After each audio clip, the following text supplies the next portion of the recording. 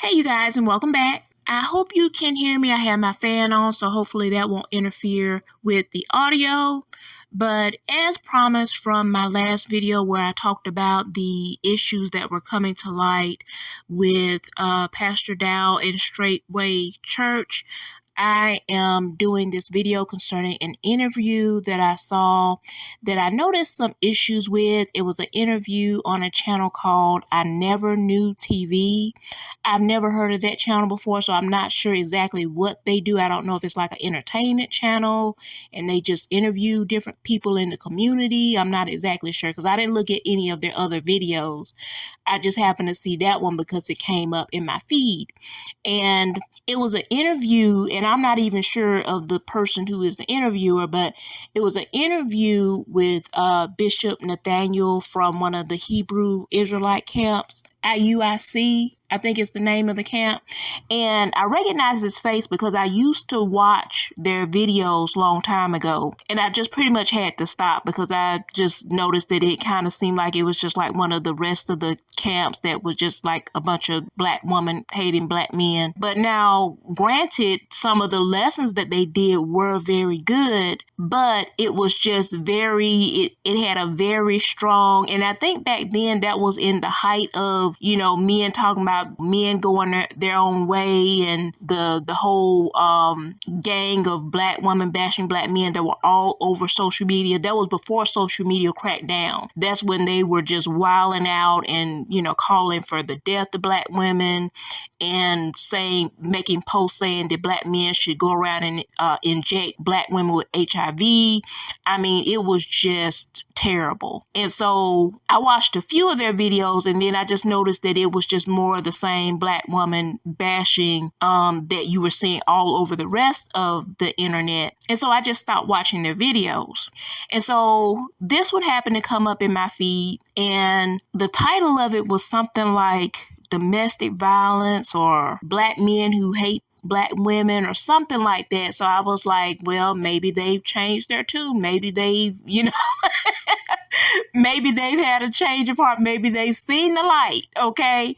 And so I watched the video and there were some things that I took issue with. And I took issue with them because since then, the violence towards black women and black girls has increased exponentially.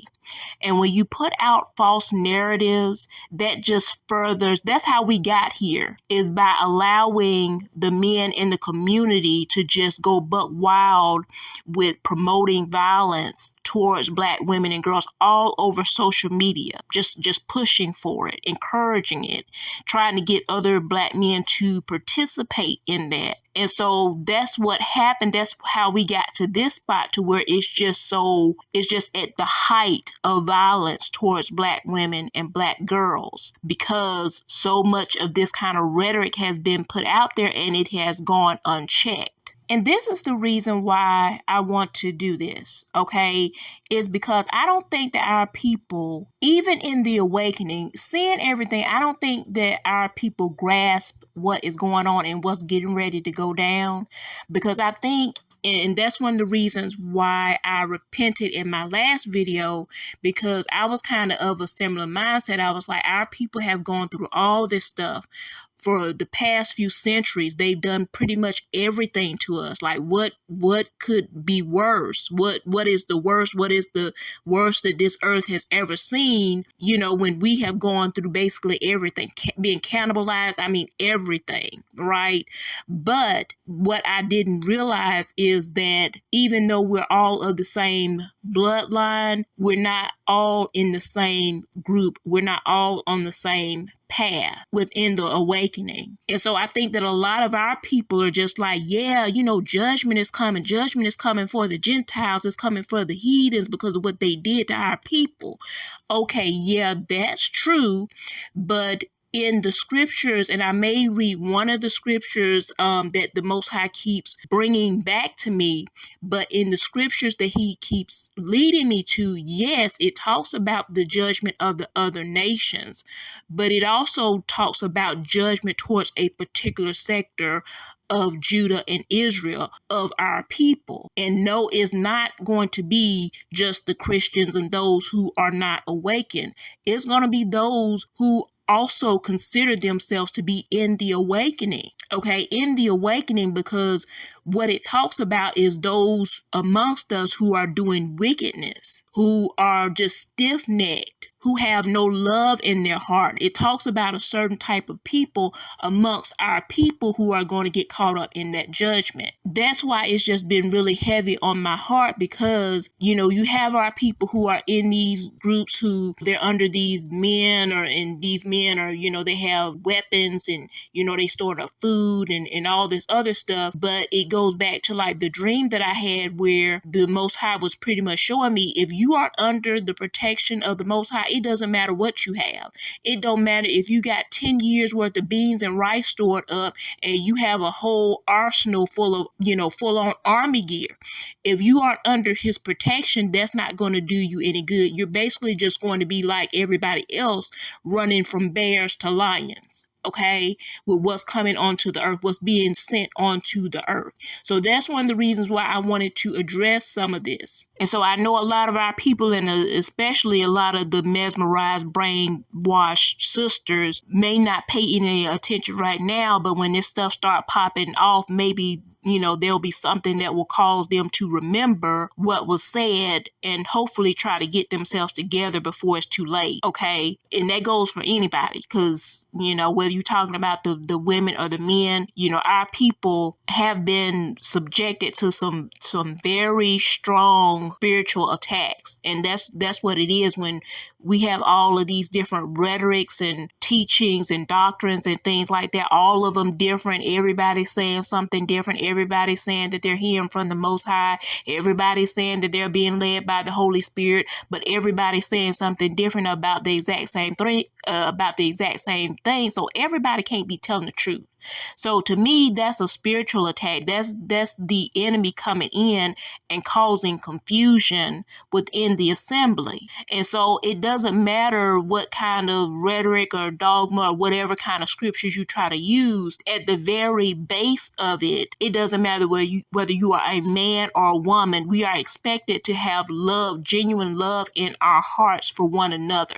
It doesn't matter if you're a brother. You're not expected to be just a brute beast, being mean, nasty, looking down on the women, being dismissive of the women, and the women likewise. The women aren't supposed to do that towards the men, but you usually don't see that from the women. You usually see the women almost idolizing and worshiping these men, and even at times it seems like they even put these men in the place where only the Most High should be, which is also concerning. So I just wanted to address some of the things that I took issue with in the interview. One of the things that I took issue with is that everything that the interviewer asked him, he always talked about the Christian church. He talked about Kemet. He talked about the white people who run the music industry. And so, like, when he was talking about molestation in the community, the first thing he went to was the Christian church. Right? The first thing he went to was the Christian church. And don't get me wrong, yes, that is a problem in the Christian church, but it's just a problem in the community, period.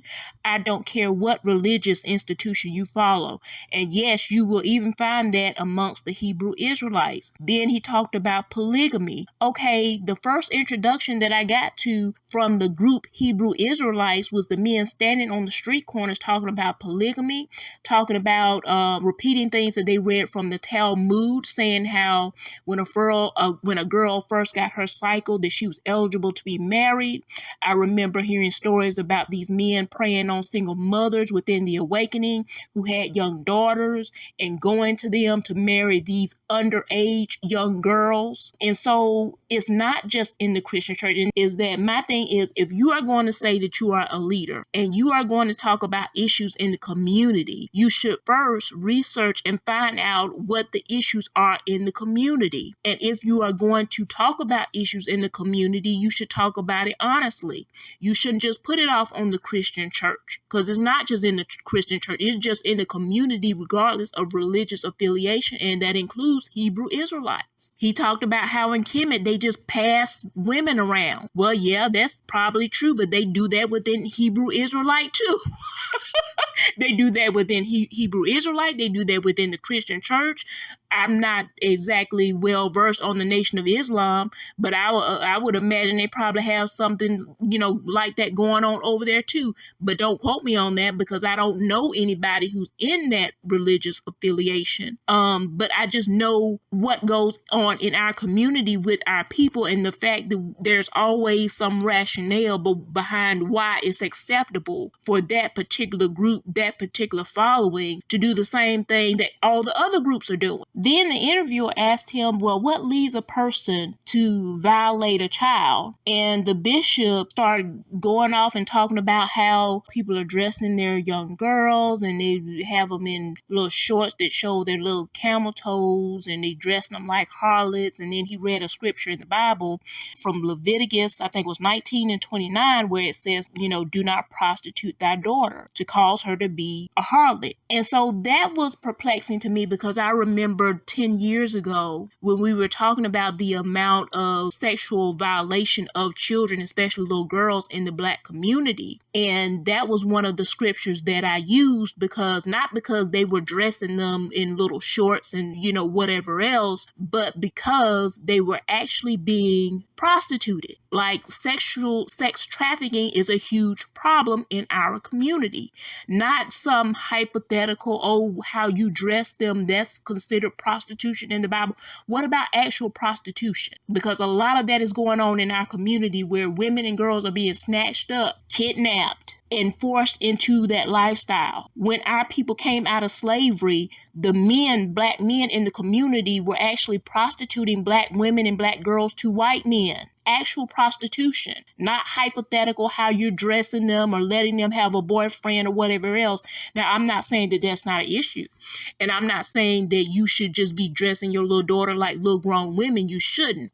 But also, we need to have a conversation about, because if you're going to require the women to have control over themselves, then you should also require that of the so-called leaders in the community. A little baby girl should be able to be naked and no one touch her. We know that that is not realistic, because we have so much filth and perversion within our community that we don't flesh out, that we don't get out from amongst us, that we don't purge from our midst, right? So you really realistically cannot do that. But if anyone has any sort of urge, if you got to go around and wrap your baby girl up in a sheet and a blanket and put her in a pillowcase and hide her completely, then whoever that person is, to where you feel like you need to do that, why don't you just keep that person away from your children? Why don't we start there? Why don't we, if someone is a pervert, a pedophile, a filthy person, why don't you just keep them away from their children? And we can't have that conversation, because the majority of the people who are violating these children are the men in the community. And so that was the thing that really upset me with this interview, was that when it came to the women, it was just, they were just loud, and they were stubborn, and they wouldn't stay at home, and they fighting, and they ratchet, and they don't know how to wipe their behind and all this other stuff. But when it came to the things that the men were doing, it was the Christian church's fault. It was Clive Davis's fault. It was the ratchet mother's fault. It was the white man's fault. When it came to the so-called leaders, it was everybody's fault except for the men. Like when the interviewer asked him, how do you teach these young men to be more emotionally stable, right? And at first, the bishop went to start saying, well, the women must have a man. And then he said, well, there must be a man in the home, or there must be a man in the house. Okay, when you look at molestation and the violation of children in the home, most of the time it's going to be by some man in the home. Now, that may be a stepfather, it may be the father.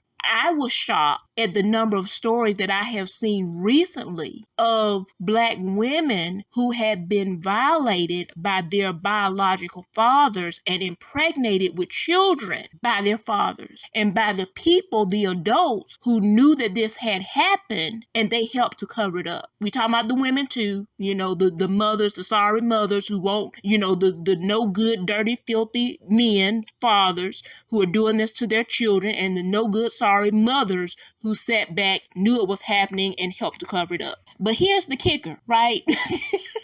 Here's the kicker, because he went on to read Luke 7:31, where it talks about Jesus saying that the men of his generation are like children. And he said that means that they were unstable and emotional. He said that they wanted Jesus to follow what they were saying. Then he said, and I want you to get this, right? I want you to get this. He says that the men who grow up without fathers are unstable emotionally because their only example is their mother. And the interviewer said, facts, bro. So now in Jesus' time, were there a lot of single mothers back then? Were there a lot of households without men in there, women with children and no men in the house? Were the women going out and, being ratchet and partying and going to the club back there in Jesus' day?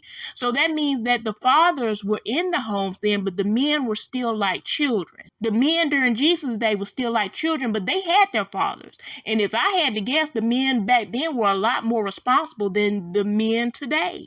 Although when you read the Bible, you do see that there were issues back then with some of the things that they were doing and how they viewed women, but still they were there in the home. Okay, most people knew who their father was and, knew their father or saw their father unless something happened to him and he got killed or died or something like that. But most people back then, there weren't, I would imagine there wasn't a rampant problem of single mothers with children and no fathers in the home, but the men were still, Jesus said, the Messiah said that the men of his time were still like children. And so as someone who grew up with their father in the home, I grew up with my mother and my father, I think that we as a community have got to stop shielding the people who are causing the problem. Because no, you don't need fathers in the home. Okay, you don't need fathers in the home. You need good fathers in the home, because the men that I just told you about who assaulted their daughters and impregnated them, some of them, they had multiple children by their own biological daughter. You mean to tell me those men are needed in the household? Those are the fathers. Those are the fathers of those children.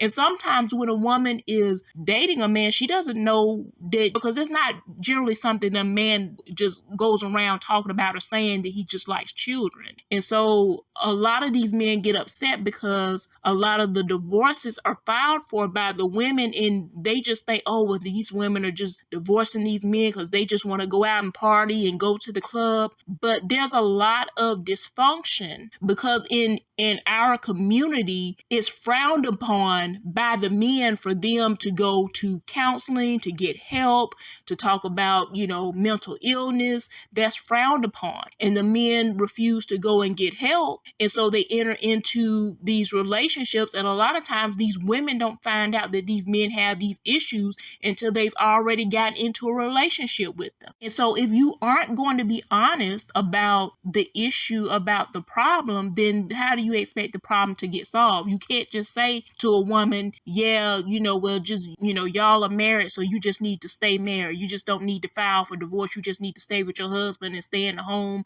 and just, sit there and shut up and wear a dress and wrap your head up in head rags and pray about it and everything will be okay. You can't do that. A lot of women do that, and these are the end results. Okay, you guys, I'm going to go ahead and end this here. Because it's so long, I'm more than likely going to make this more than one part. I'm going to split it up. I don't know how many parts I'm going to split it up into yet. So you can look on the channel to see, how many parts there are and just view those other parts if you feel so inclined. But that's going to be it for this part. So if you like this video, give me a thumbs up. If you haven't subscribed, please go ahead and subscribe. I will be so happy to have you.